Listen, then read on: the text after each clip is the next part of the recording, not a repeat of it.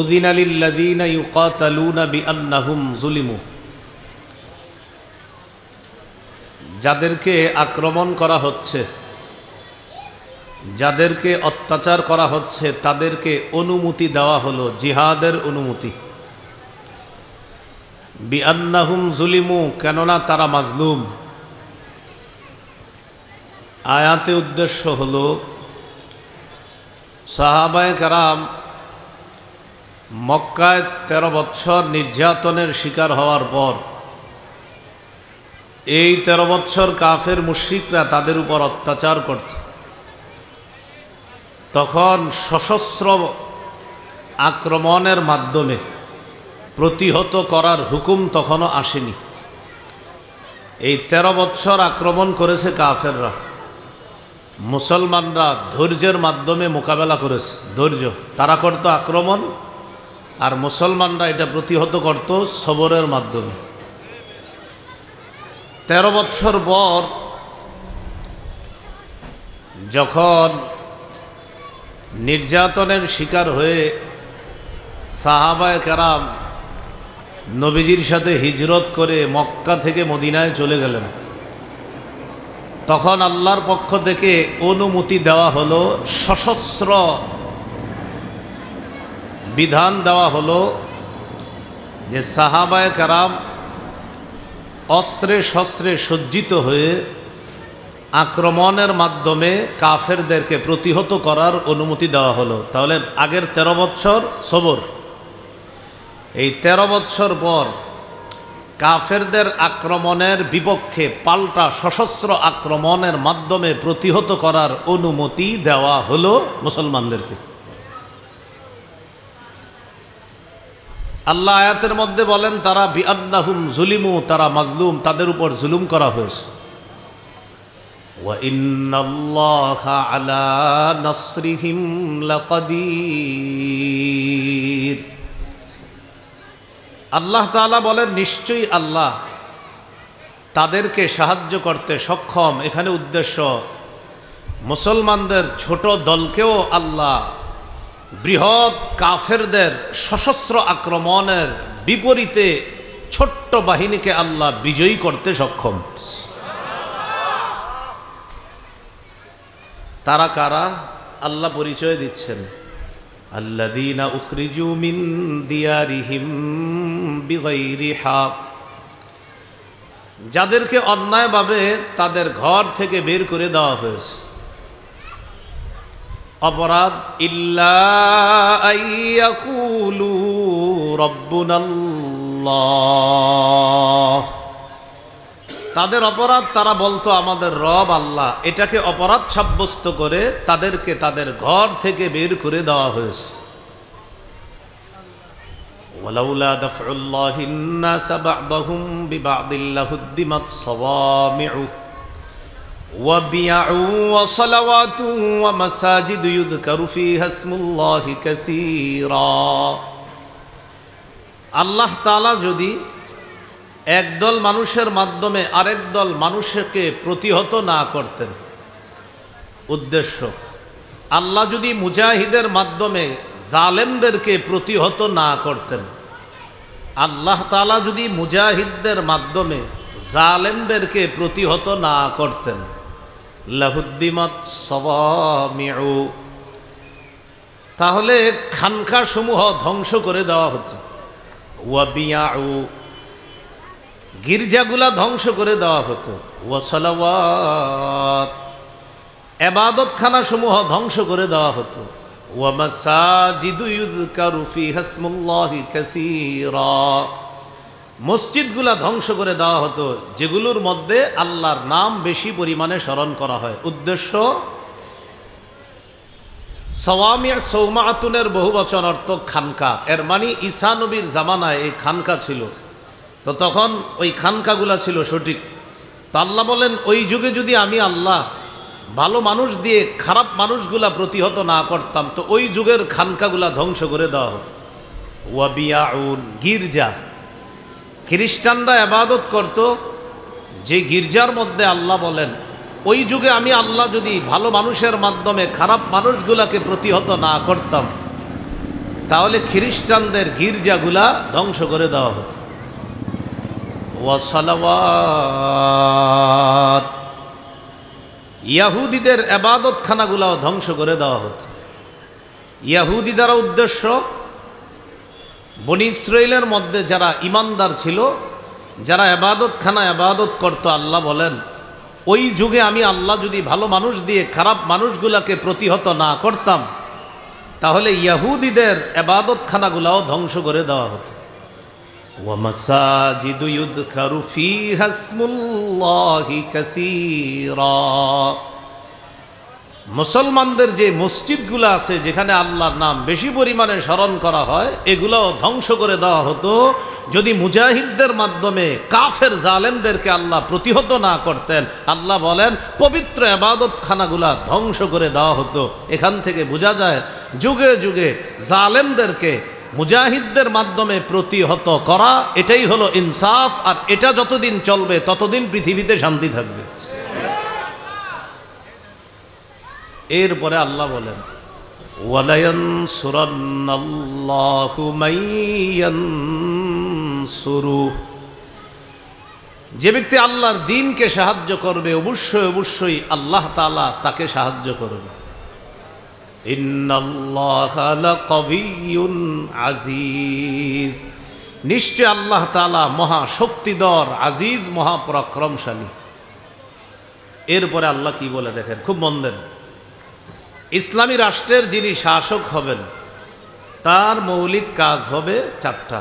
বলি, ইসলামী রাষ্ট্রের শাসকের, মুসলিম শাসকের মৌলিক কাজ কয়টা?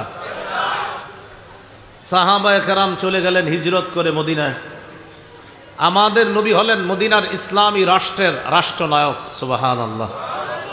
তো আল্লাহ বলেন আল্লাযীনা ইম্মাক্কান্নাহুম ফিল আরদি আকামুস সালাহ ওয়া আতাউয যাকাতা ওয়া আমারু বিল মা'রুফি ওয়া নাহাউ আনিল মুনকার। আল্লাহ বলেন যাদেরকে আমি পৃথিবীতে ক্ষমতা দান করি, রাষ্ট্র ক্ষমতায় যাদেরকে বসাই, বিশেষ করে ইসলামী রাষ্ট্রের রাষ্ট্র ক্ষমতায় আমি যাকে বসাই, তাদের মৌলিক কাজ হলো চারটা। এক নাম্বার আকামুস সালাহ, তারা রাষ্ট্রীয়ভাবে নামাজ প্রতিষ্ঠিত করবে। দুই নাম্বার ওয়া আতাউয যাকাত, তারা যাকাতের বিধান চালু করবে রাষ্ট্রীয়ভাবে। তিন নাম্বার ওয়া আমারু বিল মা'রুফ, তারা সৎ কাজের আদেশ করবে। চার নাম্বার ওয়া নাহাউ আনিল মুনকার, অসৎ কাজ থেকে নিষেধ করবে। বলেন তো ইসলামী রাষ্ট্রের রাষ্ট্রনায়কের মৌলিক কাজ কয়টা? নামাজ কায়েম করা, যাকাতের বিধান চালু করা, সৎ কাজের আদেশ করা, অসৎ কাজের নিষেধ করা। এখন আমরা গুরুত্বপূর্ণ একটা অংশ জানব। ইসলামী রাষ্ট্রের যিনি রাষ্ট্রনায়ক হবে, মুসলিম রাষ্ট্র শাসক, তার কিছু গুণ থাকতে হবে। এই জাতীয় কিছু গুণ আমরা এখন জানব। কাজ কয়টা? চারটা। এখন জানব রাষ্ট্রনায়কের গুণ কি কি হবে। ইসলামী রাষ্ট্রের রাষ্ট্রনায়ক যিনি হবে তার এক নাম্বার গুণ হলো আল্লাহমুখী হওয়া, আখিরাতমুখী হওয়া, সমস্ত কাজের কৃতিত্ব আল্লাহকে দেওয়া, এটা এক নাম্বার গুণ।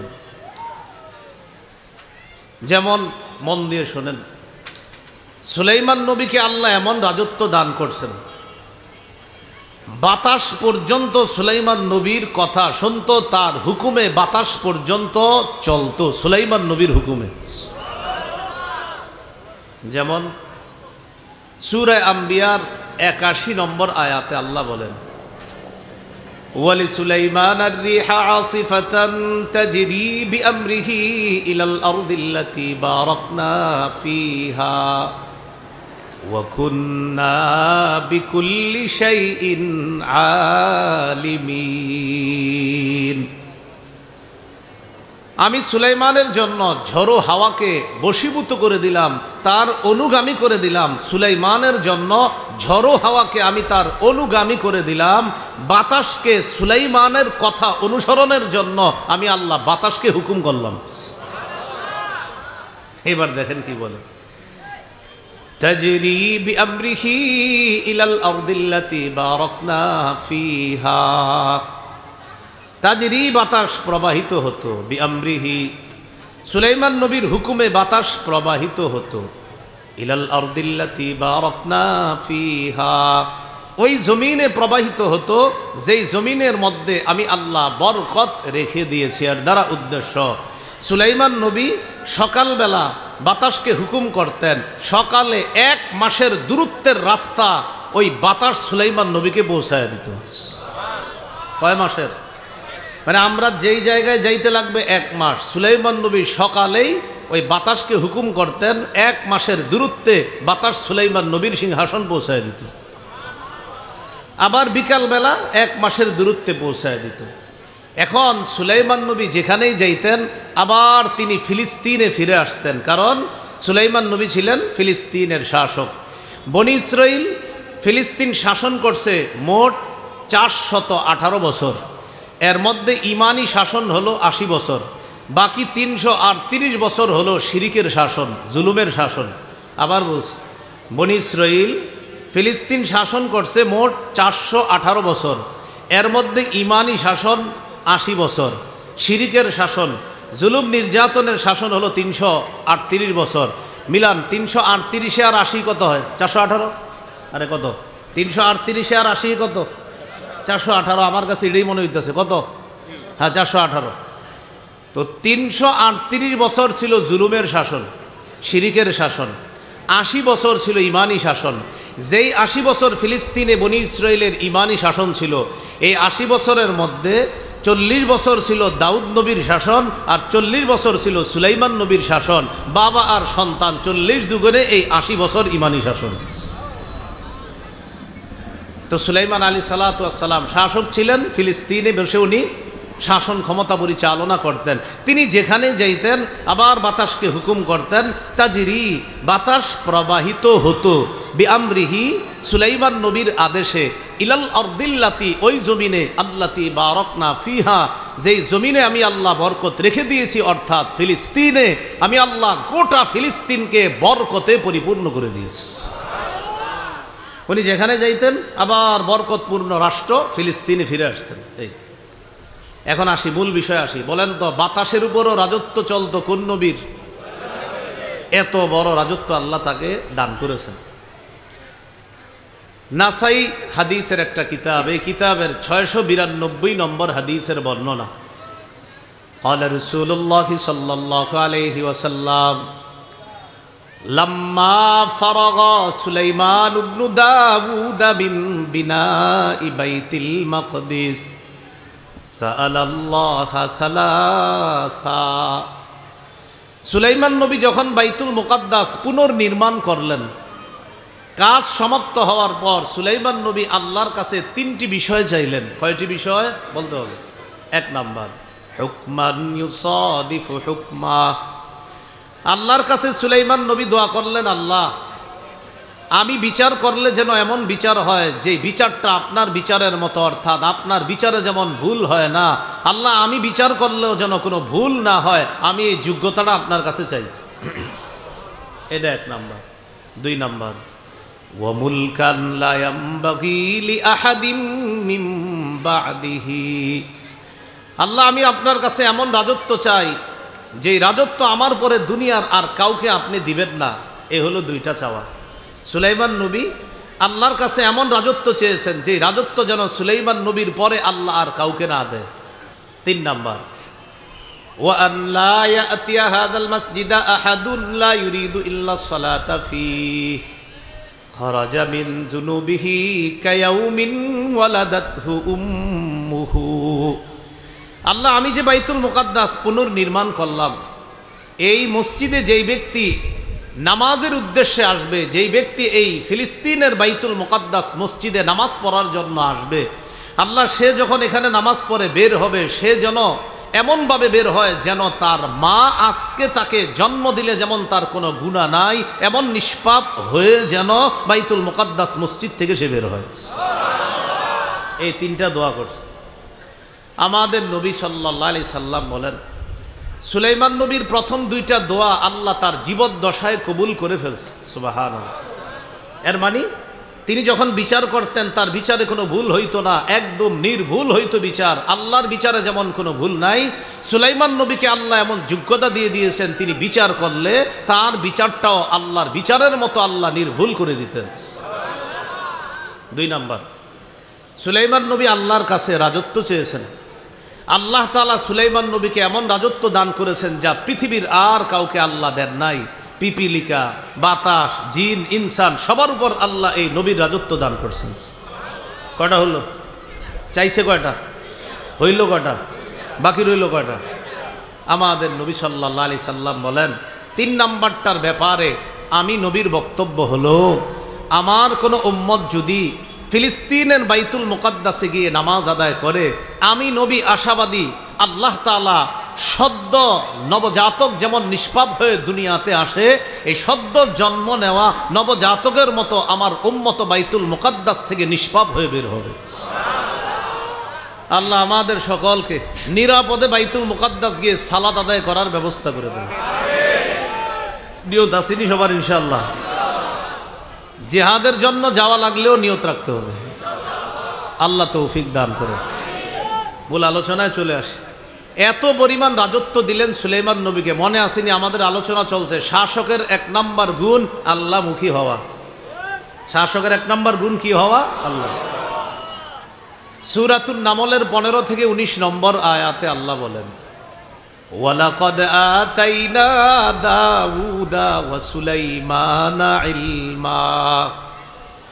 আমি দাউদকে এবং সুলাইমানকে ইলম দান করেছি। وقال الحمد لله الذي فضلنا على كثير من عباده المؤمنين। দাউদ নবী, সুলাইমান নবী বলছে আল্লাহ সমস্ত প্রশংসা আল্লাহর, যে আল্লাহ আমাদেরকে তার অনেক মুমিন বান্দাদের উপর শ্রেষ্ঠত্ব দান করেছেন। দাউদ নবী আর সুলাইমান নবী বললেন সমস্ত প্রশংসা আল্লাহর। বুঝেন এবার? দাউদ নবীকে রাজত্ব দান করেছেন কে? বলেন। ইলম দান করেছেন কে? সুলাইমান নবীকে রাজত্ব ইলম দান করেছেন কে? কিন্তু এই দুজন সমস্ত কৃতিত্ব প্রশংসার মাধ্যমে কাকে দিতেছে? তাহলে শাসকের 1 নাম্বার গুণ হলো তিনি সমস্ত কৃতিত্ব আল্লাহকে দেওয়া, আল্লাহমুখী হওয়া। এই যে দাউদ নবী আর সুলাইমান নবী বলতেছে সমস্ত প্রশংসা আল্লাহর, যে আল্লাহ আমাদের দুইজনকে অনেক মুমিন বান্দাদের উপর শ্রেষ্ঠত্ব দান করেছেন, এই জন্য সমস্ত প্রশংসা আল্লাহ। এরপরে আল্লাহ বলেন, وورث سليمان داود وقال يا أيها الناس علمنا منطق الطير وأوتينا من كل شيء وورث سليمان داود। সুলাইমান নবী দাউদ নবীর উত্তরাধিকার হলেন। সুলাইমান নবী দাউদ নবীর উত্তরাধিকার হওয়ার পর সুলাইমান নবী বললেন, হে মানুষ, উল্লিমনা মান্তিকাত তাইর, শোনো তোমরা, আমাকে পাখির ভাষা শিক্ষা দেওয়া হয়েছে আল্লাহর পক্ষ থেকে। পাখির ভাষা আমি নবী সুলাইমানকে শিক্ষা দেওয়া হয়েছে। ওয়া উতিনা মিন কুল্লি শাই, আমাকে সব জিনিসের নেয়ামত দান করা হয়েছে। এগুলার পরে সুলাইমান নবী বলতেছেন, ইন্না হাযা লাহুয়াল ফাদলুল মুবিন, এগুলা সব স্পষ্ট অনুগ্রহ, আল্লাহর পক্ষ থেকে দয়া, অনুগ্রহ। আমি যে পাখির ভাষা বুঝি এটা আমার আল্লাহর অনুগ্রহ। আমি যে পাখির ভাষা বুঝতে পারি এটা আমার রবের অনুগ্রহ। আমার হুকুমে যে বাতাস প্রবাহিত হয় এটা আমার রবের অনুগ্রহ। এত বড় রাজত্ব যোগ্যতা পাওয়ার পরেও বলেন তো কৃতিত্ব কাকে দিচ্ছে? রাষ্ট্রনায়কের 1 নাম্বার গুণ হবে তিনি সমস্ত বিষয়ে আল্লাহমুখী হবে, আখেরাতমুখী হবে, আল্লাহকে সব কৃতিত্ব দিবে। এটা 1 নাম্বার। পরে কি বলে দেখেন, ওয়া হুশিরা লিসুলাইমানা জুনুদুহু মিনাল জিন্নি ওয়াল ইনসি ওয়াত তাইরি ফাহুম ইউজাউন। সুলাইমান নবীর জন্য সমবেত করা হলো, জিন, ইনসান, পাখি কুলকে একত্রিত করা হলো, তাদেরকে নিয়ন্ত্রণ করা হতো।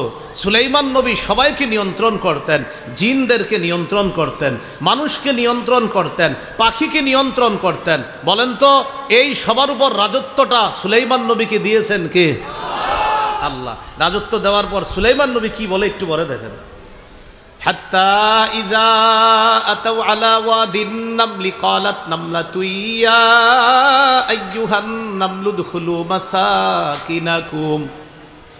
সুলাইমান নবী তার বাহিনী নিয়ে রওনা করলেন, যাইতে যাইতে পিপিলিকার এলাকায় গিয়ে বসলেন, পিঁপড়ার এলাকায়। ক্বালাত নামলাতু ইয়া আইয়ুহান নামলু দুখুলু মাসাকিনাকুম। পিঁপড়ার রানী পিঁপড়াদেরকে ডেকে বলল, ও পিপিলিকার সম্প্রদায়, উদখুলু মাসাকিনাকুম, তাড়াতাড়ি গর্তে ঢুকো। পিপিলিকার রানী পিঁপড়াদেরকে ডেকে বলল, ও পিঁপড়া সম্প্রদায়, তাড়াতাড়ি গর্তে প্রবেশ করো। লা ইয়াহতিমান্নাকুম সুলাইমান ওয়া জুনুদুহু ওয়া হুম লা ইয়াশউরুন।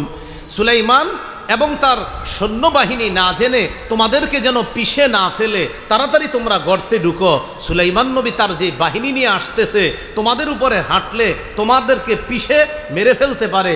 ও পিঁপড়া বাহিনী, তাড়াতাড়ি গর্তে ঢুকো, সুলাইমান নবী যেন তোমাদেরকে পারা না দেয়। আর উনি তো বুঝতে পারবে না, না জেনে হয়তো তোমাদেরকে পিষে ফেলতে পারে, এজন্য তোমরা গর্তের মধ্যে প্রবেশ করো। পিঁপড়ার রানী পিঁপড়ার দলকে এই কথা বলার পর সুলাইমান নবী পিঁপড়ার ভাষাটা বুঝে ফেলছে, সাথে সাথে বুঝে ফেলার পর ফাতাবাসসামা দাহিকাম মিন কাউলিহা, সুলাইমান নবী পিঁপড়ার ভাষা বুঝে স্ফীত একটা হাসি দিলেন। সুবহানাল্লাহ। ওয়া ক্বালা রাব্বি আউজি'নি আন আশকুরা নি'মাতাকা আল্লাতী আন'আমতা আলাইয়া ওয়া আলা ওয়ালিদাইয়া।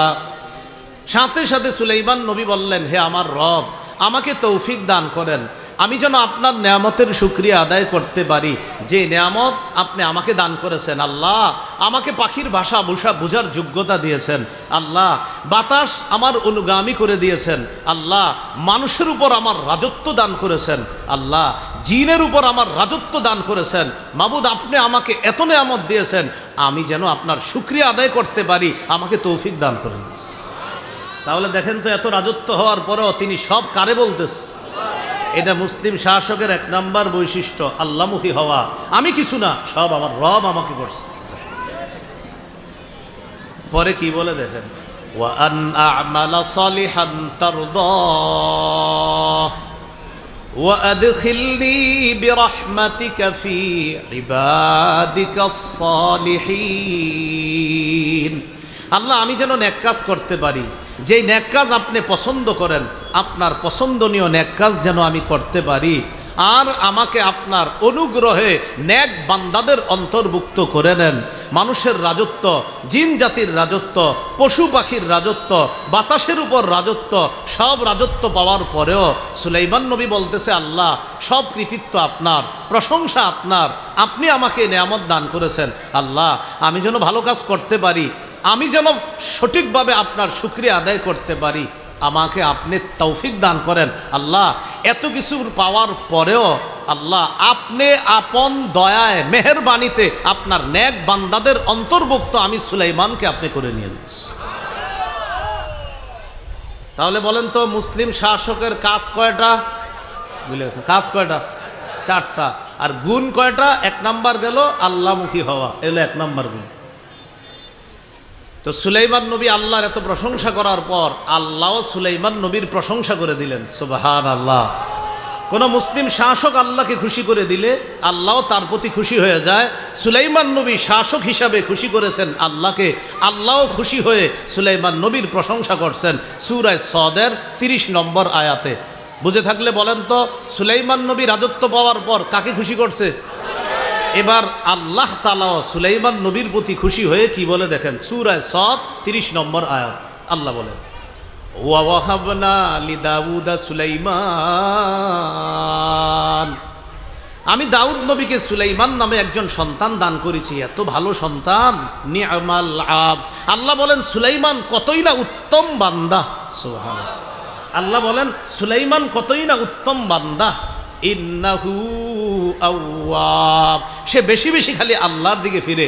আওয়াব মানে যে বেশি বেশি আল্লাহমুখী হয়। তো আল্লাহ বলেন, আমার সুলাইমানকে এত রাজত্ব দেওয়ার পরেও সুলাইমান এত ভালো বান্দা, এত নেক বান্দা, সে খালি আমার অভিমুখী হয়, সে বেশি বেশি আল্লাহ অভিমুখী হয়।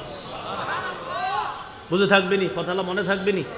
তাহলে মুসলিম শাসকের 1 নম্বর বৈশিষ্ট্য আল্লাহমুখী হওয়া, 2 নম্বর বৈশিষ্ট্য বলেন ইনসাফ কায়েম করা। বলেন বলেন তো মুসলিম শাসকের 2 নম্বর বৈশিষ্ট্য কি?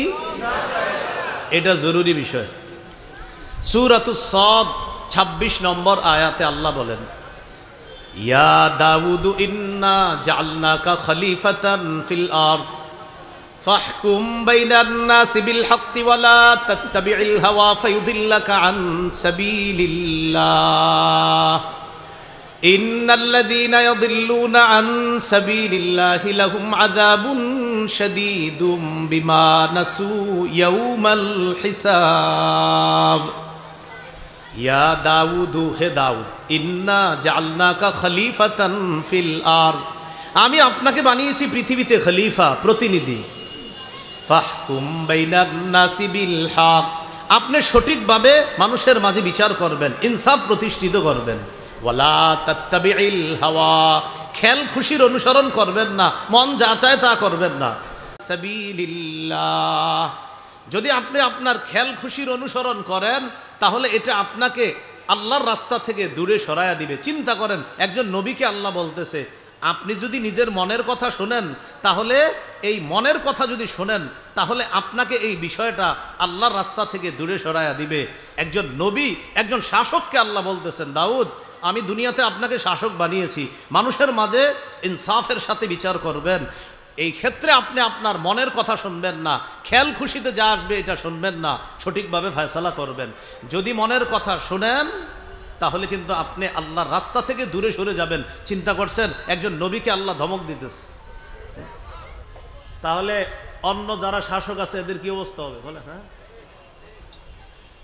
আল্লাহ বলেন, ইন্নাল্লাযীনা ইউদিল্লুনা আন সাবিলিল্লাহ, যারা আল্লাহর রাস্তা থেকে দূরে সরে যাবে, লাহুম আযাবুন শাদীদুম বিমা নাসু ইয়াউমাল হিসাব, যারা আল্লাহর রাস্তা থেকে বিচ্যুত হয়ে যাবে তাদের জন্য রয়েছে কঠিন শাস্তি।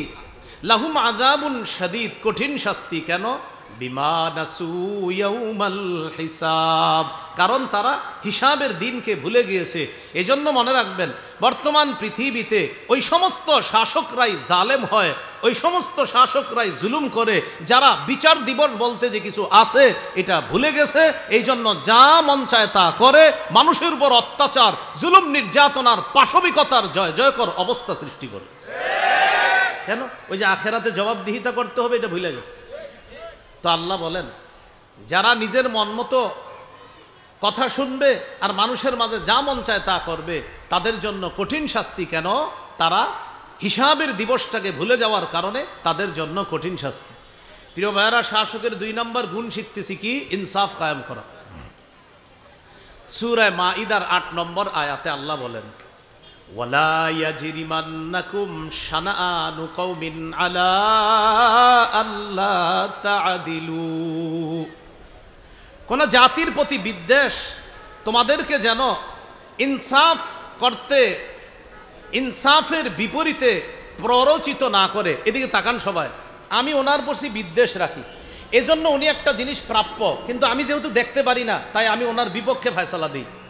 তো আল্লাহ বলেন, কোন জাতির প্রতি বিদ্বেষ তোমাদেরকে যেন প্ররোচিত না করে, আলা আল্লাহ তা'দিলু, ইনসাফ না করার ক্ষেত্রে তোমাদেরকে যেন প্ররোচিত না করে কোন জাতির প্রতি বিদ্বেষ। তাহলে কি শিখলাম? আমি কাউরে দেখতে পারি না বলে তাকে আমি ইনসাফ দিব না। আল্লাহ বলে এটা যেন না হয়।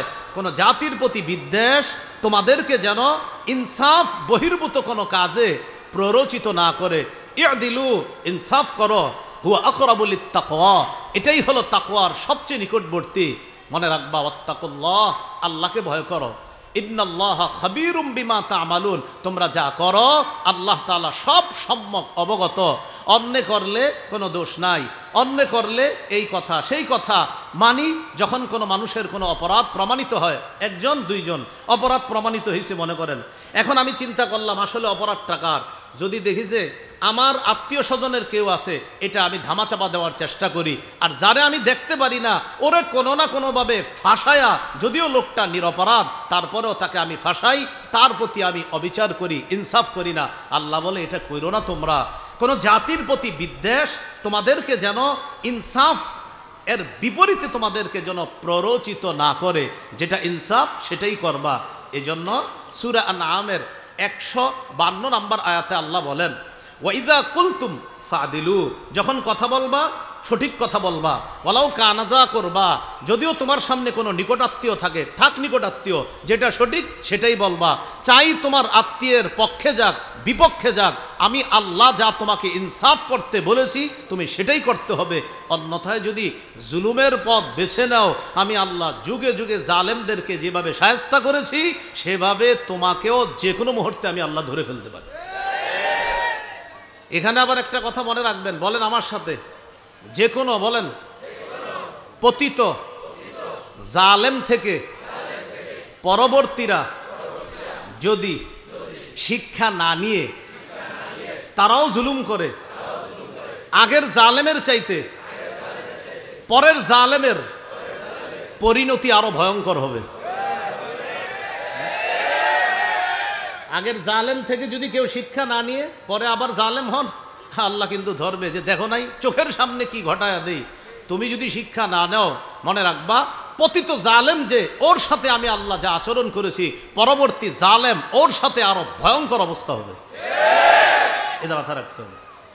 তাহলে মুসলিম দেশের রাষ্ট্রনায়ক, এই রাষ্ট্রনায়ক যিনি হবে, মুসলিম শাসকের 2 নম্বর গুণ ইনসাফ প্রতিষ্ঠিত করা। সহিহ বুখারীর একটা হাদিস লিখে রাখার মতো, সারা দুনিয়ার মানুষকে বুক ফুলিয়ে বলার মতো একটা হাদিস। হাদিসটি আমি বলি, বাংলাগুলো মনে রাখলেই চলবে আপনাদের। সহিহ বুখারী 4788 নম্বর হাদিস, কিতাবুল হুদুদ, বাবু কারাহিয়াতি শাফাআ ফি হাদ্দিন ইদা রুফিয়া ইলা সুলতান। এটা হলো বাব আর অধ্যায়, এই হাদিসের মধ্যে আসছে। বুখারী 6788, বুখারী 6788, কিতাবুল হুদুদ, বাবু কারাহিয়াতি শাফাআ ফি হাদ্দিন ইদা রুফিয়া ইলা সুলতান। এই হাদিসটা আজকে আপনারা শিখবেন, বুক ফুলিয়ে গর্ব করে অন্যদের কাছে বলবেন। বলেন ইনশাআল্লাহ। একটা চুরির ঘটনা ঘটছে মক্কায়। বলেন কিসের ঘটনা? বলেন মাখজুমি নামক সম্ভ্রান্ত বংশীয় এক নারী চুরি করছে। একজন সম্ভ্রান্ত বংশীয় নারী কি করছে? তো সে চুরি করার পর তো চুরির বিচার হলো আপনার হাত কাটা। এখন এটা কিভাবে বিচার একটু হালকা করা যায়, এটা নিয়ে মুসলমানরাও পেরেশানি, যে এই বেচারা কত সম্ভ্রান্ত ব্যক্তি, এর হাতটা কাটা হবে, এটা কেমন দেখা যায়। আয়েশা সিদ্দিকা রাদিয়াল্লাহু তাআলা আনহার বর্ণনা, সাহাবায়ে কেরাম পরামর্শ করে বলল, আগে হাদিসটা শুনেন কি বিষয়টা কি। বিষয়টা হলো আন্না কুরাইশান আহাম্মাতহুম আল মারআতুল মাখজুমিয়াতুল্লাতী সারাকাত। কুরাইশদেরকে খুব ভাবিয়ে তুলল একটা চুরির ঘটনা, যেই চুরিটা করেছে মাখজুমি গোত্রের এক নারী। এই চুরির ঘটনা কুরাইশদেরকে ভাবিয়ে তুলল, মানে খুব ভাবায়া তুলছে। এরকম সম্ভ্রান্ত একটা নারী চুরি করছে, এর ব্যাপারে বিচার হবে এত কঠোর, এটা কেমন হয়। তো কেউ সাহস করে নবীর সাথে কথা বলার সাহস পাচ্ছে না, কারণ আল্লাহ রসুলকে হালকা করার কথা বলার এই সাহস কারো নাই। এখন সাহাবায়ে কেরামের মধ্যে পরামর্শ চলতেছে, মাইয়ুকাল্লিমু রাসূলুল্লাহি সাল্লাল্লাহু আলাইহি ওয়াসাল্লাম, আচ্ছা এই ব্যাপারে নবীর সাথে কে কথা বলবে?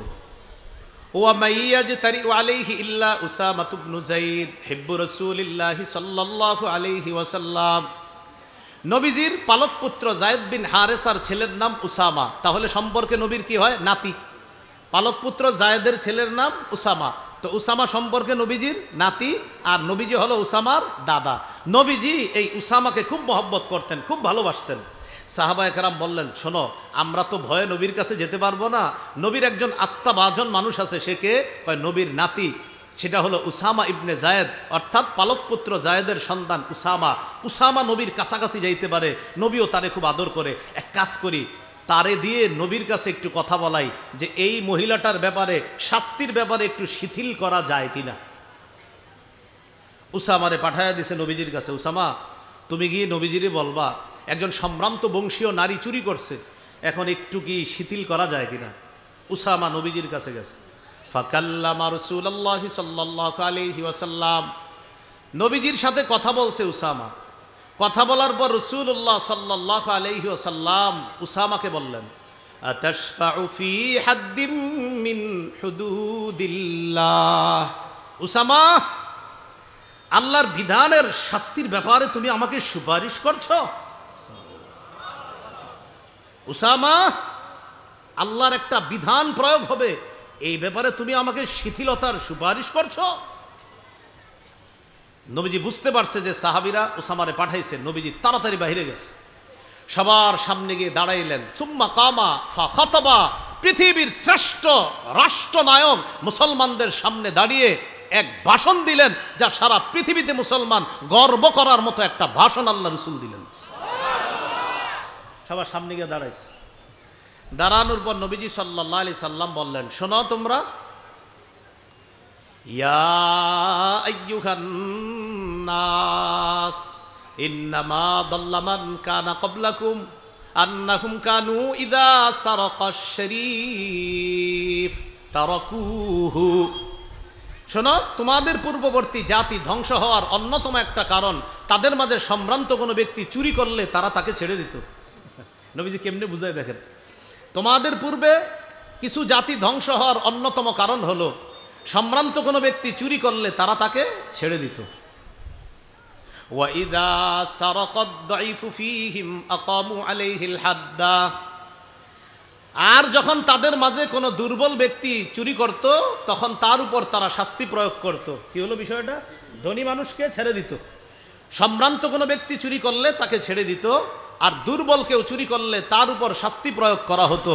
বর্তমানেও এটাই চলছে, সম্ভ্রান্ত ব্যক্তিদেরকে ছলে বলে কৌশলে পার করে দেওয়া হচ্ছে, আর দুর্বলের উপর অত্যাচার চালানো হচ্ছে। তো রাসূল সাল্লাল্লাহু আলাইহি সাল্লাম বলেন, সম্ভ্রান্ত কেউ চুরি করলে তারাকুহু, তাকে ছেড়ে দিত। ওয়াইদা সারাকাদ দাইফু ফীহিম আকামু আলাইহিল হাদ্দা, আর যদি কোনো দুর্বল কেউ চুরি করত তার উপর তারা শাস্তি প্রয়োগ করত। তাহলে নবী বললেন কি, অতীতের জাতি ধ্বংস হওয়ার কারণ সম্ভ্রান্ত ব্যক্তি চুরি করলে ছেড়ে দিত, গরিব মানুষ চুরি করলে শাস্তি প্রয়োগ করত তার উপর। এবার আল্লাহ নবী বলেন, শোনো তোমরা, লাউ আন্না ফাতিমাতা বিনতা মুহাম্মাদিন সাল্লাল্লাহু আলাইহি ওয়াসাল্লাম সারাকাত, আজকে যদি মাখজুমি গোত্রের ওই নারী চুরি না করে মুহাম্মদ সাল্লাল্লাহু আলাইহি সাল্লামের মেয়ে ফাতেমা চুরি করত, আজকে যদি আমি মুহাম্মদের মেয়ে ফাতেমা চুরি করত, আজকে যদি আমি মুহাম্মদের মেয়ে ফাতেমা চুরি করত, নবীজি বলেন লাকাতা মুহাম্মাদুন ইয়াদাহা, মুহাম্মদ সাল্লাল্লাহু আলাইহি সাল্লাম তার কন্যা ফাতেমার হাত কেটে দিত, গর্ব করে সারা দুনিয়াকে জানাবেন যে পৃথিবীতে এমন একজন রাষ্ট্রনায়ক পারলে দেখাও। কি বললেন? আজকে ওই সম্ভ্রান্ত মহিলা সে যদি চুরি না করে, মুহাম্মদ সাল্লাল্লাহু আলাইহি সাল্লামের কন্যা ফাতেমা, আর ফাতেমা রাদিয়াল্লাহু তাআলা আনহার চেয়ে সম্ভ্রান্ত পৃথিবীতে আর কোন মেয়ে হবে? তো নবী বলেন, আমার মেয়ে ফাতেমা যদি চুরি করত, আমি আমার মেয়ে ফাতেমার হাত কেটে দিতে কোনো ইতস্ত করতাম না, কারণ বিধানটা আল্লাহর। কি শিখলাম? মুসলিম শাসকের 2 নম্বর গুণ ইনসাফ প্রতিষ্ঠিত করা। মনে থাকবে নি? কি প্রতিষ্ঠিত করা? ইনসাফ প্রতিষ্ঠিত করা। এই জন্য ইংরেজিতে একটা প্রবাদ আছে, no justice no peace, no justice no peace. বিচার নাই শান্তি নাই, বিচার নাই শান্তি নাই। কি নাই? বিচার নাই শান্তি নাই। ইংরেজিতে এরকম একটা কথা আছে। ইংরেজি এক দার্শনিক আমাদের নবীর ব্যাপারে বলেছেন, আই বিলিভ দ্যাট, এটা আমি বিশ্বাস করি, if a man like him, him money like Muhammad সাল্লাল্লাহু আলাইহি সাল্লাম, কোনো মানুষ যদি মুহাম্মদ সাল্লাল্লাহু আলাইহি সাল্লামের মতো এই যুগেও হতো, এই যুগেও যদি হতো, ওয়ার টু এসিউম দা, যে ওই ব্যক্তি বলতেছে যে মুহাম্মদ সাল্লাল্লাহু আলাইহি সাল্লামের মতো কোনো ব্যক্তি যদি এই যুগেও হতো, এই যুগেও যদি মুহাম্মদ সাল্লাল্লাহু আলাইহি সাল্লামের মতো কোনো ব্যক্তি হতো, আর এই যুগের এক নায়কত্ব যদি ওই ব্যক্তির হাতে থাকতো, তো ওই দার্শনিক বলতেছে হি উড, ওই ব্যক্তি সাকসিস, সে সাকসেসফুল হয়ে যেত। কিভাবে? তো বলতেছে ইন সলভিং ইটস প্রবলেমস, পৃথিবীর যত সমস্যা আছে এগুলা সমাধানে সে সাকসেস হতো। যদি মুহাম্মদ সাল্লাল্লাহু আলাইহি সাল্লামের মতো বর্তমান পৃথিবীতে একজন মানুষ থাকতো, তো সারা পৃথিবীর সমস্যা সে সমাধান করে ফেলতো। এটা একজন ইংরেজি দার্শনিকের কথা। মুহাম্মদ সাল্লাল্লাহু আলাইহি সাল্লামের একজন যদি হতো, হি উড সাকসেস, বলতেছে সে সাকসেস হয়ে যেত। ইন কিভাবে? সলভিং ইটস প্রবলেমস, যত সমস্যা আছে সব সমাধানে সে সাকসেসফুল হতো। এটা একজন ইংরেজি দার্শনিকের কথা আমাদের নবীর ব্যাপারে বলে। মহাত্মা গান্ধী তো বলেছে, পৃথিবীতে শান্তি চাও তো ওমরের শাসন কায়েম করো, দুনিয়াতে শান্তি আসবে। আল্লাহ আমাদেরকে বুঝার তৌফিক দান করেন। তাহলে মুসলিম শাসকের 2 নম্বর গুণ কি? ইনসাফ প্রতিষ্ঠিত করা। 3 নম্বর, অন্যায়ের পথ পরিহার করে ন্যায়ের পথে চলা। এটা মুসলিম শাসকের 3 নম্বর বৈশিষ্ট্য। অন্যায়ের পথ পরিহার করে ন্যায়ের পথে চলা। যেমন সূরা আরাফের 142 নম্বর আয়াত। বনি ইসরাইল মুসা নবীর কাছে আবদার জানাইলো, মুসা, আমরা শরীয়তের উপর চলার জন্য আমাদের একটা লিখিত একটা পাণ্ডুলিপি হলে ভালো হয়, যেটা পড়ে পড়ে জানবো এটা করা হালাল, এটা করা হারাম, এটা করলে এই সওয়াব, এটা করলে ওই সওয়াব, এরকম আমরা কিছু চাই। মুসা নবী আল্লাহর কাছে দোয়া করলেন, আল্লাহ তারা একটা একদম সুবিন্যস্ত শরীয়ত চাইতেছে, আল্লাহ কি করা? আল্লাহ বললেন, ঠিক আছে, তুর পাহাড়ে চলে আসেন। সুবহানাল্লাহ। আসার পর 30 দিন এতেকাফ করেন। কয় রাত? 30 রাত এতেকাফ করেন। কয় রাত? 30 রাত এতেকাফ করেন। আল্লাহ তাআলা মুসা নবীকে নিয়ে গেলেন। আল্লাহ তাআলা খুশি হয়ে ইবাদত করার জন্য আরো 10 রাত দিলেন। মোট হলো 30 আর 10 কত হলো? 40। মুসা নবী যে 40 রাতের জন্য তুর পাহাড়ে চলে গেলেন, তার প্রতিনিধি বানায়া দিলেন হারুন নবীকে। হারুন নবীকে বললেন, ভাই হারুন, সঠিকভাবে কাজ করবা, ইনসাফের পথ তুমি ধারণ করবা, ন্যায়ের পথ ধারণ করবা, অন্যায়ের পথ পরিহার করবা। মুসলিম শাসকের 3 নম্বর বৈশিষ্ট্য, ন্যায়ের পথ গ্রহণ করা, অন্যায়ের পথ পরিহার করা। এবার আয়াতটা শোনেন, সূরা আরাফ 142 নম্বর আয়াতে আল্লাহ বলেন, ওয়া'আদনা মূসা 30 লাইলা। আমি মুসাকে তাওরাত কিতাব দেওয়ার জন্য 30 রাতের ওয়াদা করলাম। ওয়া আতমামনাহা বিআশরিন। 30 রাত ইতিকাফ করবে মুসা, আমি আল্লাহ 10 দিয়ে আরো পুরা করলাম। ফাতাম্মা মিকাতু রাব্বিহি 40 লাইলা।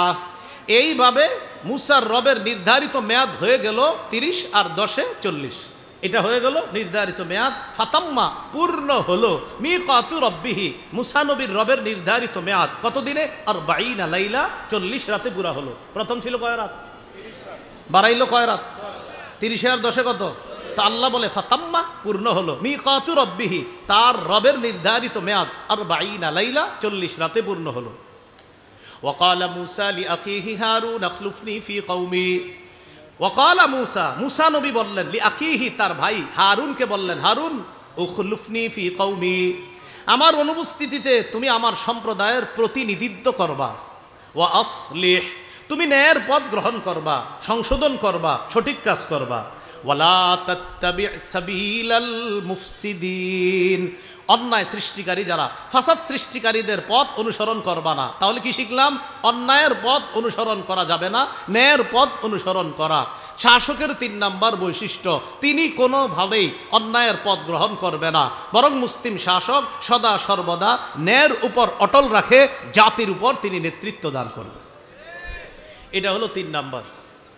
4 নম্বর মুসলিম শাসকের বৈশিষ্ট্য, বাংলাটা বলেন, বলেন, শিষ্টের লালন, দুষ্টের দমন। আর একটু সহজ বাংলা বলি, বলেন, ভালোকে লালন, খারাপকে দমন। ভালোকে লালন করতে হবে, হ্যাঁ হ্যাঁ ঠিক আছে ঠিক আছে, খারাপ খবরস, এই মানে ভালো ঠিক আছে, খারাপ খবরস, এই। তাহলে ভালোকে লালন, দুষ্টকে দমন। তো একটু সুন্দর বাংলায় বললাম আর কি, শিষ্টের লালন, দুষ্টের দমন। আর সহজে, ভালো মানুষরে লালন করতে হবে, খারাপগুলারে দমন করতে হবে। এই ব্যাপারে আমরা দৃষ্টান্ত নেই সূরা কাহাফ 83 থেকে 91 নম্বর আয়াত। সূরা কাহাফের 83 থেকে 91 নম্বর আয়াত। পৃথিবীর একজন বাদশাহ ছিল, তার নাম যুলকরনাইন। নাম শুনছেন নি? আল্লাহ তাআলা বলেন, ওয়াসআলুনাকা আন যিল করনাইন, নবী তারা আপনাকে যুলকরনাইন বাদশাহ সম্পর্কে জিজ্ঞাসা করে। কুল সাআতলু আলাইকুম মিনহু যিকরা, আপনি বলেন আমি যুলকরনাইনের ব্যাপারে তোমাদের কাছে এখন কিছু আলোচনা করব। ইন্না মাক্কান্না লাহু ফিল আরদ, আমি যুলকরনাইনকে পৃথিবীতে ক্ষমতা দান করলাম। ওয়া আতাইনাহু মিন কুল্লি শাইইন সাবাবা, আমি তাকে সব জিনিসের উপকরণ দান করলাম। এখানে ব্যাখ্যা, উপকরণ দ্বারা উদ্দেশ্য, যুলকরনাইনকে আল্লাহ এমন একটা যোগ্যতা দান করছেন, তিনি যে কোনো সময় যে কোনো কিছু দিয়ে যে কোনো জিনিস বানিয়ে ফেলতে পারতেন। সুবহানাল্লাহ, এটা উপকরণ। তো আল্লাহ তাআলা বলেন, ফাআতবাআ সাবাবা, যুলকরনাইন বাদশাহ একদিন আমার হুকুমে সফর করা শুরু করলেন। কোথায় যাবে? পৃথিবীর একদম পশ্চিম প্রান্তে যাবে। কোথায় যাবে বলেন তো? একদম পৃথিবীর পশ্চিমে, যেখানে যাওয়ার পর এর ওই পাশে আর কোনো বাড়িঘর নাই, কেউ নাই। এখানে যাবে, যাওয়ার পর একটা সমুদ্রের মতো মনে হবে, কাদা যুক্ত পানি মনে হবে জলাশয়, ওই জলাশয়ের মধ্যে সূর্যটা ডুবতেছে ডুবতেছে, এমন একটা জায়গায় যাওয়ার জন্য বাদশাহ যুলকরনাইন রওনা করলেন। সুবহানাল্লাহ। তো আল্লাহ বলেন, হাত্তা ইযা বালাগা মাগরিবাশ শামসি ওয়াজাদাহা তাগরুবু ফি আইনিন হামিআতিন ওয়া ওয়াজাদা ইনদাহা কওমা। বাদশাহ যুলকরনাইন রওনা করলেন। হাত্তা ইযা বালাগা মাগরিবাশ শামস, তিনি পৌঁছে গেলেন মাগরিবাশ শামস, সূর্য অস্ত যাওয়ার স্থানে তিনি পৌঁছে গেলেন। পৌঁছে যাওয়ার পর দেখলেন তিনি ওয়াজাদাহা তাগরুবু ফি আইনিন হামিআ, তিনি দেখলেন কাদাযুক্ত জলাশয়ের মধ্যে যেন সূর্যটা ডুবে যাচ্ছে। সুবহানাল্লাহ। কাদাযুক্ত জলাশয় মানে ওখানে সমুদ্র, আর মনে হচ্ছে কালো অন্ধকার, সেখানে সূর্যটা ডুবে যাচ্ছে। তো আল্লাহ তাআলা বলেন ওয়াজাদা ইনদাহা কওমা, সেখানে বাদশাহ যুলকরনাইন এক জাতির সন্ধান পেল। সুবহানাল্লাহ। এক জাতি, তবে এই জাতি কাফের, বেঈমান। নাউজুবিল্লাহ বলেন। সুবহানাল্লাহ। কেন বললাম যে সেখানে যাওয়ার পরেও আল্লাহর মাখলুক পাইছে, আর সূর্য ডুবতেছে, ওই পাশে কেউ নাই, বাকি এই পাশে একটা জাতি, বাকি ওই জাতি ছিল কাফের। তো কাফের জাতিকে বাদশাহ যুলকরনাইন পাইলেন। পাওয়ার পর কুলনা ইয়া যাল করনাইনি ইম্মা আন তুআযযিবা ওয়া ইম্মা আন তাত্তাখিযা ফীহিম হুসনা। ও বাদশাহ যুলকরনাইন, আল্লাহ বলেন আমি যুলকরনাইনকে বললাম এই কাফেরদের ব্যাপারে আপনার সামনে দুইটা অপশন, ইম্মা আন তুআযযিবা, হয়তো তাদেরকে শাস্তি দিতে পারো, ওয়া ইম্মা আন তাত্তাখিযা ফীহিম হুসনা, অথবা তাদের ব্যাপারে ভালো কোনো পন্থা তুমি গ্রহণ করতে পারো। কয়টা পন্থা? দুইটা।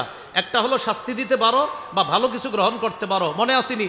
শিষ্টের লালন, দুষ্টের দমন। বাদশাহ যুলকরনাইন উনি জবাব দিলেন, উনি মনে মনে নিয়ত করলেন যে আল্লাহ, আমি তাদেরকে দাওয়াত দিব, দাওয়াত দিলে তারা আমার দাওয়াত যারা গ্রহণ করবে তাদের সাথে আমি সুন্দর আচরণ করব, আর যারা গ্রহণ না করে উল্টা আমার উপর জুলুম করবে তাদেরকে আমি দমন করব। দেখেন কি বলল বাদশাহ যুলকরনাইন, বললেন আমার দাওয়াতে যারা সাড়া দিবে, সুন্দর আচরণ করবে, আমি তাদেরকে লালন করব, তাদের সাথে আমি সুন্দর আচরণ করব, আর যারা আমার কথায় সাড়া না দিয়ে উল্টা তাওহীদের বিরোধিতা করে যারা জুলুম করবে আমি তাদেরকে দমন করব। শিষ্টের লালন, দুষ্টের দমন। তো বলতেছে যুলকরনাইন বাদশা বললেন, ক্বালা আম্মা মান যালামা ফাসাউফা নুআযযিবুহু সুম্মা ইউরাদ্দু ইলা রাব্বিহি, যে ব্যক্তি জুলুম করবে আমি তাকে শাস্তি দিব, এরপর তাকে তার রবের কাছে ফিরিয়ে দেওয়া হবে। সুম্মা ইউরাদ্দু ইলা রাব্বিহি ফায়ুআযযিবুহু আযাবান নুকরা, তার রব তাকে কঠিন শাস্তি দিবে, এটা হলো রবের কাছে ফিরিয়ে দেওয়া হবে। ওয়া আম্মা মান আমানা ওয়া আমিলা সলিহা, আর যে ব্যক্তি ঈমান আনবে, ওয়া আমিলা আমালান সলিহা, যে ব্যক্তি ঈমান আনবে এবং নেক কাজ করবে, ফালাহু জাযাআনিল হুসনা, তার জন্য রয়েছে উত্তম প্রতিদান, আমি তার সাথে সুন্দর আচরণ করব, আখিরাতেও তার জন্য ভালো অবস্থা। আর যারা জুলুম করবে, আমার কথা শুনবে না, দুনিয়াতে আমি তাদেরকে দমন করব, এরপরে তো আল্লাহ আপনার কাছে তারা যাবে, আর আপনি তো তাদেরকে কঠিন শাস্তি দিবেন।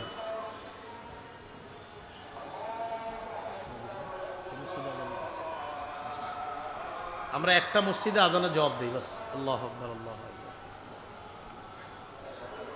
শেষ করে দিচ্ছি বাস, একটু আরেকটা কয়েকটা বাকি আছে, এই কয়েকটা সংক্ষেপে বলে দিব।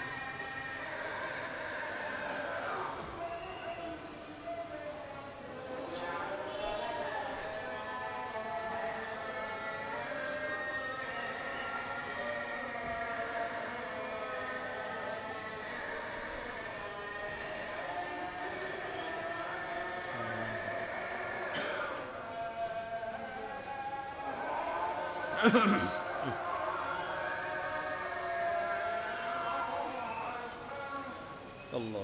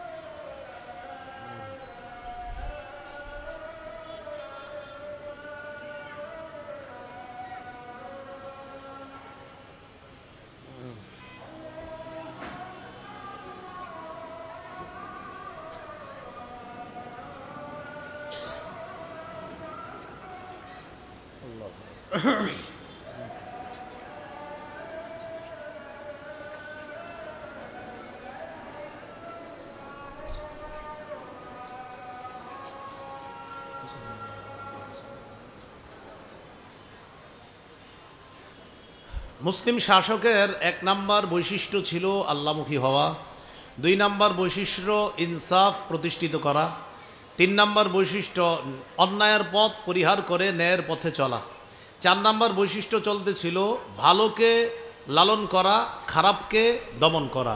এক্ষেত্রে কঠোর হতে হবে, যিনি শাসক হবে তিনি কঠোর হতে হবে। খারাপ যারা তাদের ব্যাপারে কঠোর, আর ভালো যারা তাদের ব্যাপারে ভালো। তো এই ব্যাপারে আমরা দলিল দিচ্ছিলাম সূরা কাহাফের ৮৩ থেকে ৯১ নম্বর আয়াত পর্যন্ত। বাদশাহ জুলকরনাইনের দুটি সফরের কথা আল্লাহ এই দুই জায়গায় বলেছে আর কি, মোট ৩টা সফর। বাকি এই ৯১ আয়াত পর্যন্ত ২টা সফর। একটা হলো জুলকরনাইন বাদশার একদম পৃথিবীর পশ্চিম প্রান্তে সফর।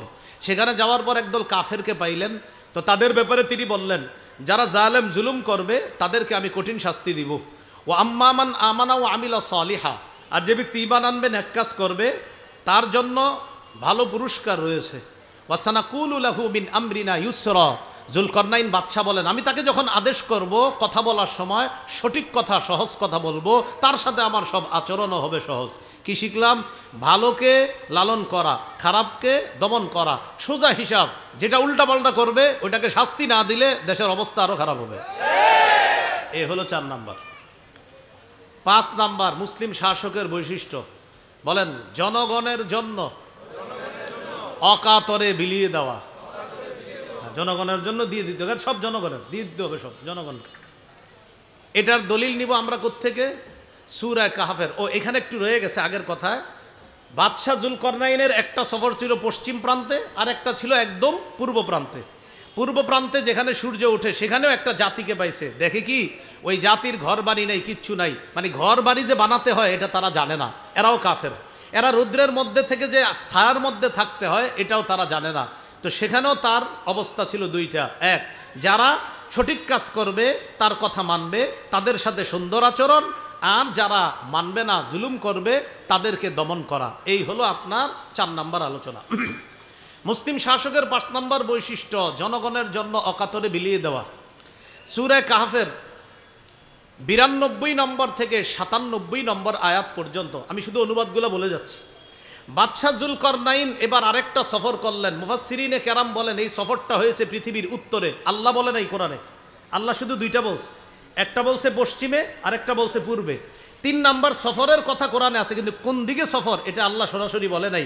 তবে মুফাসসিরিনে কেরাম ক্যালকুলেশন করে বলেন ৩ নাম্বার সফরটা হয়েছে পৃথিবীর উত্তরে। বাদশাহ জুলকরনাইন সেখানে গেলেন। যাওয়ার পর হাত্তা ইদা বালাগ বাইনা সাদ্দাইন, দুই পাহাড়ের মাঝে গিয়ে পৌঁছলেন।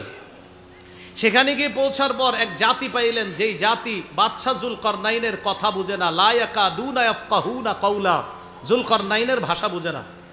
বাদশাহ জুলকরনাইন চিন্তা করলেন এদেরকে বুঝানো যায় কেমনে। তখন তিনি ইশারার মাধ্যমে তাদের সাথে কথা বলা শুরু করলেন। সুবহানাল্লাহ। মুফাসসিরিনে কেরাম লেখেন আরেকটা হলো দুবাসীর মাধ্যমে, একটা হলো ইশারায়, যে ইশারায় হ্যাঁ বলো বলো তোমরা বলো, এরকম ইশারায় কথা বললেন। তখন ওই পাহাড়ের যারা মাঝখানে আছে তারা বলল, ও বাদশাহ জুলকরনাইন, এই পাহাড়ের ওই পাশে দুইটা জাতি আছে, একটার নাম ইয়াজুজ আর একটার নাম মাজুজ। ইন্না ইয়াজুজা ওয়া মাজুজা মুফসিদুনা ফিল আরদ, তারা পৃথিবীতে খুব ফাসাদ সৃষ্টি করে। তারা পাহাড়ের এই পাশে আইসা মাঝে মাঝে আমাদের বাড়ির উপর হামলা করে, লুটতরাজ করে, ডাকাতি করে। আমরা বড় সমস্যার মধ্যে আছি। ও বাদশাহ জুলকরনাইন, একটা ফায়সালা করেন না, কিছু করা যায় কিনা? ফাহাল নাজআলু লাকা খারজান আলা আন তাজআলা বাইনানা ওয়া বাইনাহুম সাদ্দা, আপনি আমাদের মাঝে আর ওই ইয়াজুজ মাজুজের মাঝে এমন একটা প্রাচীর করে দেন, একটা প্রতিবন্ধক তৈরি করে দেন। প্রয়োজনে আপনারে আমরা টাকা দিমু, কর দিমু, ট্যাক্স দিমু, পারিশ্রমিক দিমু। এটা কারা বলল? ওই জাতি। বাদশাহ জুলকরনাইন বললেন, কিচ্ছু লাগবে না। মা মাক্কান্নি ফিহি রব্বি খাইর, আল্লাহ আমাকে যা দিয়েছে, যে ক্ষমতা দান করেছেন, তোমরা যা দিবা এর চেয়ে অনেক উত্তম দান করছেন। আমি শুধু তোমাদেরকে বলি, তোমরা শুধু সংগ্রহ করো, যা অর্থের প্রয়োজন সব আমি দিব, যা যা লাগে সব আমি দিব, তোমরা খালি আমার একটু সহযোগিতা করো। কি সহযোগিতা? আতুনি জুবারাল হাদিদ, লোহার পাত আনো। বাদশাহ জুলকরনাইনের জন্য তারা লোহার পাত নিয়ে আসলো। লোহার পাতগুলা দুই পাহাড়ের মাঝখানে রাখতে শুরু করলো। লোহার পাত রাখতে রাখতে হাত্তা ইদা সাওয়া বাইনা সাদাফাইন, দুই পাহাড়ের একদম উঁচা চূড়া, বুঝেন এই দুই পাহাড়ের মাঝে ফাঁকা, এই ফাঁকা যে মধ্যে লোহার পাত রাখতে রাখতে, এটা এটা এটা এই যে দুই পাহাড়, একটা পাহাড় আর একটা পাহাড়, মাঝখানে লোহাগুলা রাখতে রাখতে এই দুই পাহাড়ের চূড়া সম পরিমাণ লোহার পাত রাখা হয়ে গেছে। বুঝছেন নি কথাটা? এখন ছিদ্র বন্ধ, বাকি কোনো পার্টিশন দেওয়া হয় নাই, শুধু লোহাগুলা রাখা হয়েছে। মাঝে মাঝে ছিদ্র টিদ্র হয়ে যেতে পারে, ইয়াজুজ মাজুজ এসে নাড়া দিলে পড়ে যেতে পারে। তখন জুলকরনাইন বললেন, উনফুখু, আগুন জ্বালাও, আগুনের মধ্যে বাতাসের ব্যবস্থা করো। এটার মধ্যে বাতাসের ব্যবস্থা করার পর এখানে প্রচুর পরিমাণে কয়লা জ্বালাও। কয়লা জ্বালানোর পর এটার মধ্যে তামা গলাও। গলানোর পর ওই গলিত তামা আমার কাছে নিয়ে আসো। উফরিকা আলাইহি কিত্র, আমি এই লোহার উপর এই তামাগুলা ঢেলে দিব। বাদশাহ জুলকরনাইন ওই লোহার উপর এগুলা ঢেলে দেওয়ার পর এই লোহা একটা আরেকটার সাথে সুন্দরভাবে লেগে কঠিন একটা পার্টিশন তৈরি হয়ে গেছে। আল্লাহ তাআলা বলেন, এমনভাবে পার্টিশন তৈরি হয়েছে, ওই ইয়াজুজ মাজুজ চাইলেও তারা এপাশে অতিক্রম করে আসতে পারবে না, আবার এটার কোনো ছিদ্র তারা তালাশ করে পাবে না। তো আল্লাহ তাআলা বলেন, উফরিকা আলাইহি কিতরা, বাদশাহ জুলকরনাইন সম্পর্কে বলেন যে আমি এটা ঢেলে দিব। তো ঢেলে দেওয়ার পর তখন তারা আর ওইটার কোনো পার্টিশনও খুঁজে পায় নাই, উপর দিয়ে যে এপাশে আসবে এটাও পায় না। এটা হলো আপনার 5 নাম্বার বৈশিষ্ট্য, অকাতরে বিলিয়ে দেওয়া। লোহার পাত তৈরি করা, তামার ব্যবস্থা করা, কয়লার ব্যবস্থা করা, জ্বালানির ব্যবস্থা করা, যত খরচ লাগছে সব বাদশাহ জুলকরনাইন একা বহন করছে। তাহলে জনগণের জন্য অকাতরে বিলিয়ে দেওয়া, কি করা বলেন তো? অকাতরে বিলিয়ে দেওয়া। হ্যাঁ, এটা মনে রাখতে হবে, জনগণের জন্য অকাতরে বিলিয়ে দেওয়া। আমরাও বিলিয়ে দেই, এরে দেই, অমুক রে দেই, আমার আশেপাশে যে আছে দেই, আমি রাখি না তো, তারে দেই, এরকম না, এরকম হবে না। জনগণের জন্য আমাদের ব্যবস্থা পুরা উল্টা, আমরা জনগণেরটা আইনা আশেপাশের মানুষকে দেওয়া হয়, এটা অন্যায়। এটা হলো 5 নাম্বার বৈশিষ্ট্য। 6 নাম্বার শাসকের 6 নাম্বার বৈশিষ্ট্য, বলেন জনগণের জন্য কিছু করতে পারা, সৌভাগ্য মনে করা, নিজেকে জনগণের খাদেম মনে করে জনগণের জন্য কিছু করতে পারার, বলেন কৃতিত্ব সম্পূর্ণ আল্লাহকে দেওয়া। এটা হলো 6 নাম্বার বৈশিষ্ট্য। আমি কিছু করতে পারলাম, এটা আল্লাহর অনুগ্রহ। দলিল সূরা কাহফের 98 নম্বর আয়াত। বাদশাহ জুলকরনাইন এত কিছু করার পর তিনি বললেন, রহমাতুম মির রব্বি, এই যে আমি এতগুলা কাজ করলাম এটা আমার কোনো যোগ্যতা না, আমার রবের দয়া, তাই আমি এটা করতে পারছি। এটা হলো 6 নাম্বার বৈশিষ্ট্য। 7 নাম্বার রক্ষণাবেক্ষণে যথেষ্ট যোগ্য হওয়া, বিচক্ষণ হওয়া, এই বিষয়ে জ্ঞান থাকা। কিসে? রক্ষণাবেক্ষণ। এই দেশে কি পরিমাণ খাবারের প্রয়োজন, আগামী 5 বছর 3 বছর আমাদের দেশের অর্থনৈতিক অবস্থা কেমন হতে পারে, এমন উন্নতি না করা যে উন্নতি করার পর মাথা পিছু 1,07,000 টাকা ঋণ হয়ে যায়, বাচ্চা আজকে জন্ম নিলেও ঋণী হয়, এই জাতীয় উন্নতির প্রয়োজন নাই। মানে এটা আসলেই ঠিক। তো 7 নাম্বার, রক্ষণাবেক্ষণে যথেষ্ট সচেতন হওয়া, যোগ্য হওয়া। দলিল সূরা ইউসুফের 55 নম্বর আয়াত। ইউসুফ আলাইহিস সালাতু ওয়াস সালাম মিশরের বাদশাকে বললেন, ইজআলনি আলা খাজাইনিল আরদ, আমাকে দেশের খাদ্য গুদামের দায়িত্বে নিয়োজিত করেন, দেশের অর্থ সম্পদের ব্যাপারে আমাকে দায়িত্ব দেন। ইন্নী হাফিজুন আলিমুন, এই ব্যাপারে আমি সংরক্ষক, আলিমুন, এই ব্যাপারে আমি জ্ঞান রাখি। এখন একটা কথা বুঝেন, বুখারীতে আসছে, নবীজি বলেছেন লা তাসআলিল ইমারা, দায়িত্ব চেয়ে নিও না। বুখারীতে আসছে কি বলেন সবাই? বুখারীতে আসছে কি দায়িত্ব? এন্ড ইউসুফ নবী তো দায়িত্ব চাইতেছে। বুখারীতে আসছে দায়িত্ব চেয়ে নিও না, আর ইউসুফ নবী মিশরের বাদশাকে বলতেছে আমাকে দায়িত্ব দেন। এটার ব্যাখ্যা হলো, যেই দেশে দায়িত্ব সঠিকভাবে চলতে থাকে সেখানে দায়িত্ব নতুন করে আপনি চেয়ে নেবেন না। অন্যরা যদি সঠিকভাবে দেশ চালায় সেক্ষেত্রে আপনি দায়িত্ব চাওয়া দরকার নাই। কিন্তু যেই দেশে জুলুম নির্যাতনে ভরবে সেখানে সৎ যোগ্য মানুষ নিজে আইসা দায়িত্ব নেওয়া, এটা সূরা ইউসুফের 55 নম্বর আয়াতের দলিল। আবার বুঝেন, শুধু ঠিক ঠিক না করে বুঝেন একটু। দায়িত্ববান যারা থাকবে সেখানে দায়িত্ব চাওয়া নিষেধ, কিন্তু যা সব অযোগ্য লোকে যদি ভরে যায় সেখানে যোগ্য লোক এগিয়ে এসে বলতে হবে আমারে বানান, আমি আমানতদার, আমার দ্বারা দেশের ক্ষতি হবে না। এটা সূরা ইউসুফের 55 নম্বর আয়াত। ইউসুফ আলাইহিস সালাতু ওয়াস সালাম মিশরের বাদশাকে বললেন, ইজআলনি আলা খাজাইনিল আরদ, আমাকে খাদ্য ভাণ্ডারের দায়িত্ব দেন, এটা রক্ষণাবেক্ষণের দায়িত্ব আমাকে দেন। ইন্নী হাফিজুন, আমি সংরক্ষক, আলিমুন, আর এই বিষয়ে আমার যথেষ্ট জ্ঞান আছে। মানে অর্থ সম্পদ কিভাবে খরচ করতে হবে এই ব্যাপারে আমার জ্ঞান আছে। এটা হলো 7 নাম্বার গুণ শাসকের। শাসকের 8 নাম্বার গুণ, শাসক আমানতদার হবে। বলেন সবাই জোরে, আরো জোরে বলেন। বলেন কি হবে? আমানতদার।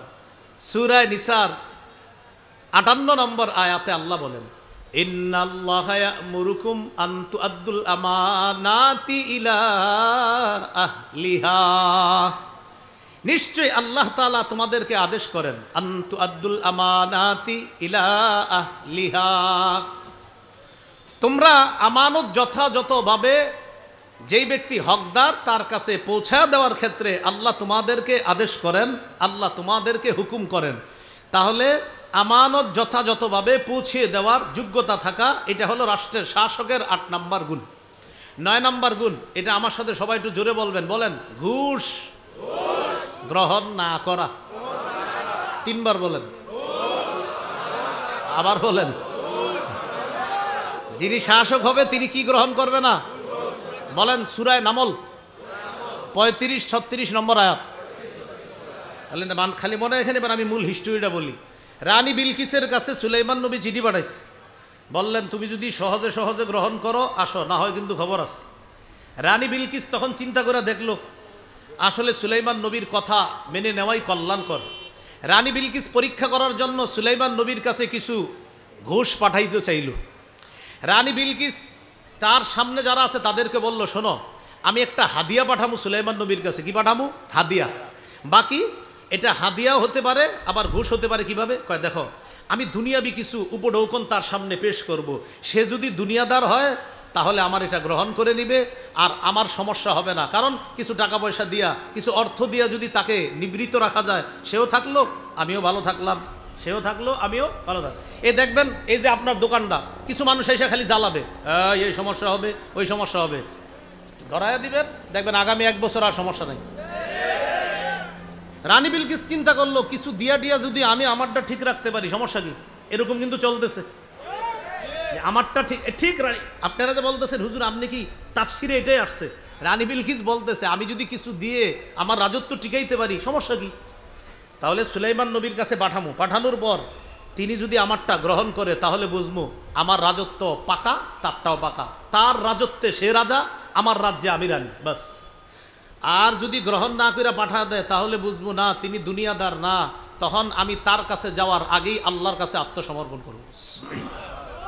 দেখেন কি বলে, ওয়া ইন্নী মুরসিলাতুন ইলাইহিম বিহাদিয়্যা ফানাযিরাতুম বিমা ইয়ারজিউল মুরসালুন।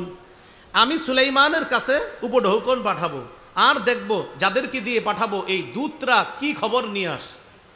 তো দূতরা উপঢৌকন নিয়ে সুলাইমান নবীর কাছে গেছে। ফালাম্মা জাআ সুলাইমানা ক্বালা আতুমিদ্দুনানি বিমাল।